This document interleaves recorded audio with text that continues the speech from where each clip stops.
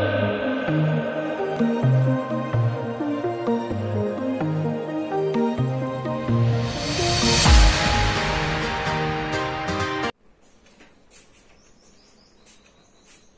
Everyone, this is Monika Dave और आज हम डिस्कस करने वाले प्लांट सेल और एनिमल सेल के डिफरेंसेस को। तो शुरू करते हैं। हमने लास्ट वीडियो में यूकैरियोटिक सेल और प्रोकैरियोटिक सेल की जो बात करी थी, तो यूकैरियोटिक सेल और प्रोकैरियोटिक सेल्स को डिफरेंस को हमने देखा। अब हम यूकैरियोटिक सेल की बात करते हैं। स्पेशली यूकैरियोटिक सेल में बहुत सारे डिफरेंसेस होते हैं। वहीं पे सबसे मेजर डिफरेंस प्लांट सेल और एनिमल सेल के लिए होता है। प्लांट सेल और एनिमल सेल में बहुत सारे डिफरेंस है। वो डिफरेंस क्यों है, ये डिफरेंस होने के रीजन क्या है, इसके रीजन क्या है। तो हमको पता है एनिमल जो है वो मूवमेंट कर लेता है। काफी सारी ऐसी प्रोसेस हैं जो एनिमल में होती है, लेकिन प्लांट वो नहीं कर पाते। प्लांट एक जगह पे स्टेबल रहता है, एक ही जगह पे रहता है। चलने वाली गति पादप नहीं कर पाते हैं। तो पादप अपनी सुरक्षा के लिए, मान लो कभी कोई तूफान आ जाए, ज्यादा तेज बारिश हो या कुछ भी, कितने प्रकार के बाहर जीवाणु रहते हैं, कई जीव रहते हैं। उन जीवों से, बाहरी जीवों से अपनी रक्षा किस प्रकार, पादपों की कोशिकाएं अपनी रक्षा किस प्रकार करेगी। क्योंकि जंतु तो उस जगह से हटके भी अपनी, जैसे किसी जगह पे अगर हानिकारक एनवायरमेंट है तो वहां से वो हट जाएगा, दूसरे एनवायरमेंट में जाके रहने लगेगा। प्लांट ऐसा नहीं कर सकता। प्लांट जिस एनवायरमेंट में रहता है उसको उसी जगह पे स्टेबल रहना है। ठीक है, अब वो लिविंग है, उसको उसी जगह पे स्टेबल भी रहना है, तो अपनी रक्षा उसको करनी होगी। तो अपनी रक्षा करने के लिए उसमें ऐसे कई चीजें हैं, प्रेजेंट है, जो एनिमल सेल में नहीं होती लेकिन प्लांट सेल में होती है, क्योंकि वो अपना सेल्फ डिपेंड खुद करता है। नेक्स्ट जो मैं चीज कह रही हूँ कि एक बहुत ही मेजर पॉइंट है, वो है ऑटोट्रॉफिक और हेटेरोट्रॉफिक का, स्वपोषी और विषमपोषी। स्वपोषी सीधी सी परिभाषा है, जो जीव अपना भोजन स्वयं निर्मित करते हैं, स्वयं बनाते हैं, वो स्वपोषी जीव है।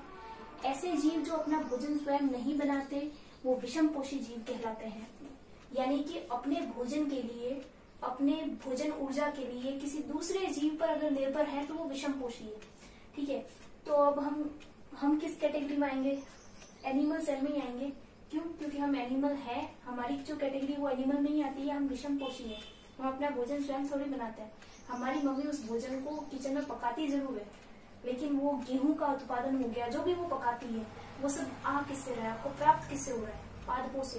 तो जितने भी जंतु हैं, ठीक है, छोटे जीव हो, बड़े जीव हो, प्रत्यक्ष या अप्रत्यक्ष रूप से वो पादपों पर ही निर्भर है। हम पेड़ पौधों पे जो है वो डिपेंड है।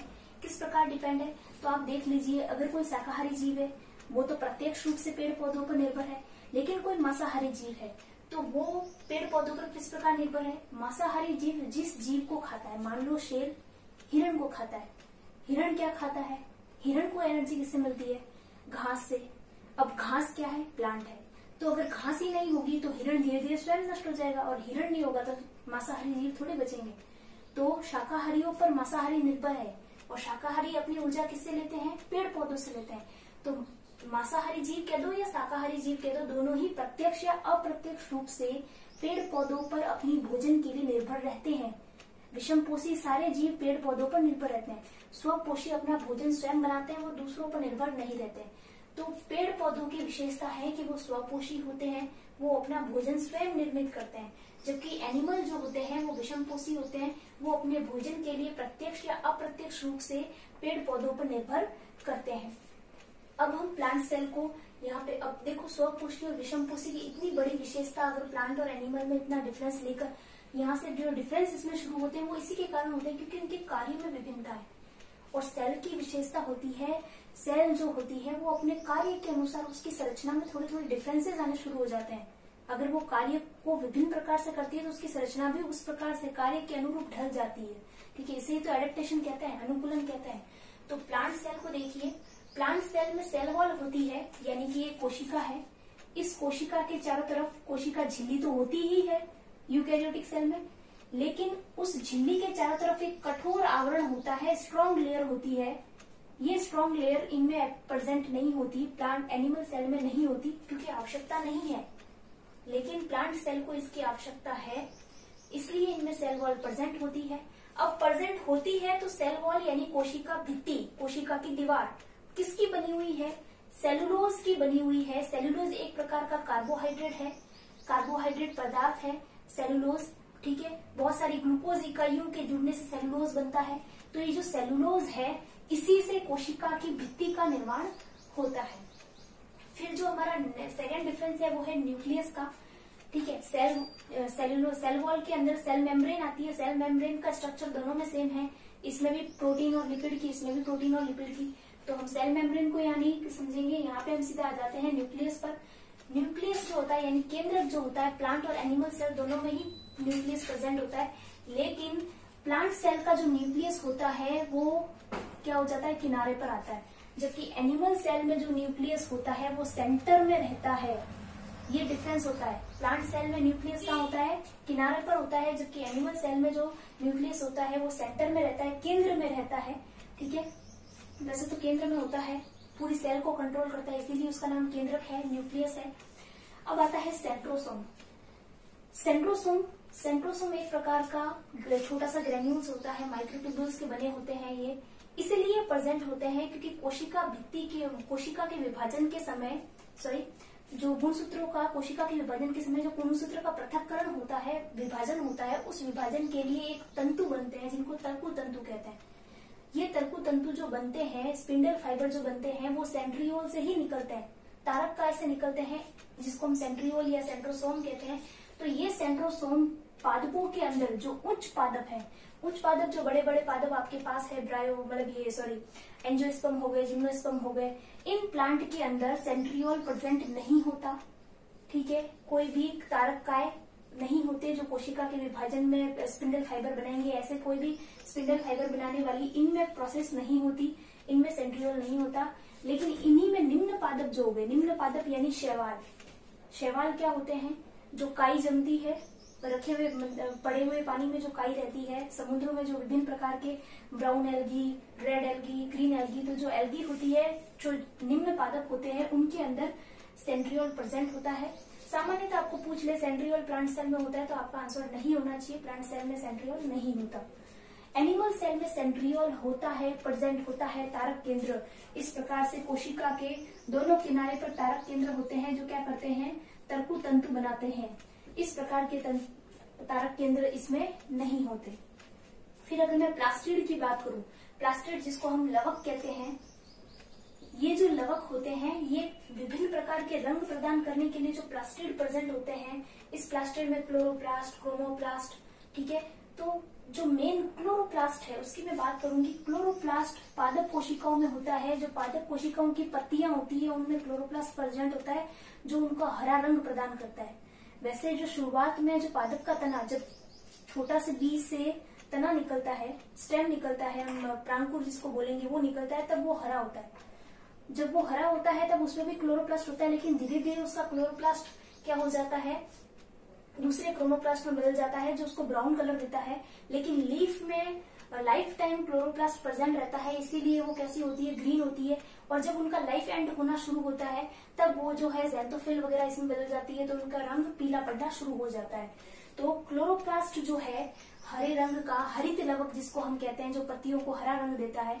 अब ये हरा रंग पत्तियों को देने वाला ये प्लांट सेल में ही होता है। एनिमल सेल में ऐसा कोई क्लोरोप्लास्ट या ऐसे कोई एक्स्ट्रा प्लास्टिड कोई भी नहीं प्रेजेंट होते हैं। वैक्यूल की बात करूं, जिसको मैं रिक्तिका कहूं, तो रिक्तिका जो होती है पादप कोशिकाओं में एक बड़ी रिक्तिका होती है। यानी पादप कोशिका को ये समझ लो, इसके कोशिका द्रव को चारों तरफ से ऐसे, रिक्तिका मतलब एक कोशिका द्रव के बीच में एक खाली जगह, रिक्त स्थान, उसी को रिक्तिका कहते हैं। तो ये ऐसे कोशिका द्रव्य होता है, लेकिन इसके चारों तरफ एक बहुत बड़ी रिक्तिका होती है। इसी कारण तो इनका केंद्रक परिधि पर होता है, क्योंकि बड़ी सी रिक्तिका केंद्र को परिधि पर ढकेल देती है। जबकि इनमें जो रिक्तिका होती है वो ऐसे छोटी सी रिक्तिका होती है, साइड में कहीं पे रहती है।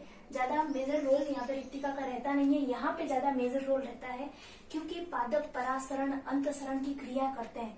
अंगूर को पानी में डालते हो, वो सिकुड़ जाएगा उसको, और आपने देखा होगा किशमिश को पानी में डालोगे तो किशमिश फूल जाएगी।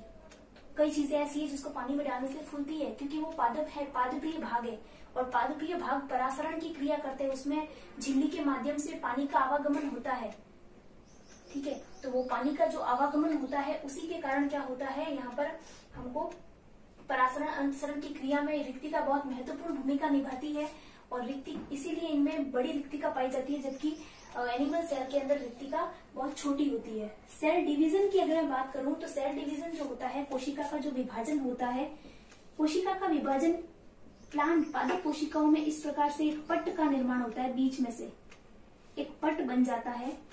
ये पट्ट विधि से विभाजन होता है, इसमें कोशिका इस प्रकार से विभाजन, जैसे गुणसूत्रों का विभाजन होने के बाद कोशिका के बीच में इस प्रकार से पट्ट बन जाता है और कोशिका विभाजन हो जाता है। लेकिन जो एनिमल सेल है उसका डिवीजन कैसे होता है, ये सेल है तो इस सेल में इस प्रकार दोनों तरफ से खांच बननी शुरू हो जाती है और ये खांच धीरे धीरे आपस में मिल जाती है और कोशिका का विभाजन हो जाता है।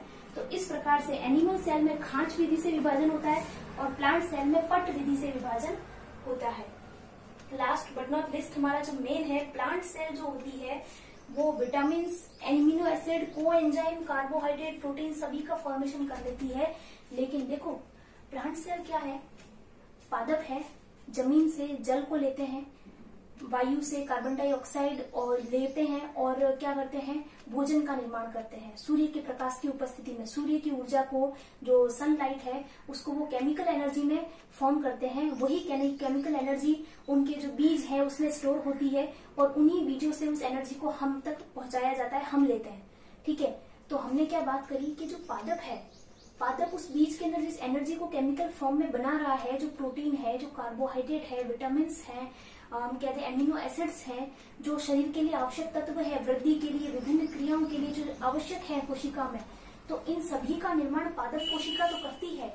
लेकिन जंतु कोशिका जो होती है वो विभिन्न प्रकार के सभी एमिनो एसिड प्लांट, मतलब जो इन प्लांट सेल में जो होता है सारे एमिनो एसिड, विटामिन वगैरह का फॉर्मेशन, उस प्रकार से एनिमल सेल इतने सारे विटामिन और जो कोएंजाइम्स है उनका फॉर्मेशन नहीं कर पाती, इतनी सक्षम नहीं है। अगर इतनी सक्षम होती तो शायद हम प्लांट सेल पे डिपेंड ना रहते, लेकिन हम प्लांट सेल पे डिपेंड है, प्लांट पे डिपेंड है। अपने फूड रिसोर्स के लिए जितने भी हमारे रिसोर्स है वो सारे प्लांट ही है, क्योंकि सबसे बड़े इस धरती पर ऊर्जा का स्रोत है तो वो पेड़ पौधे हैं। ठीक है, तो जितने भी पेड़ पौधे हैं वो कहाँ से ऊर्जा बना रहे हैं, सूर्य से ऊर्जा प्राप्त करते हैं।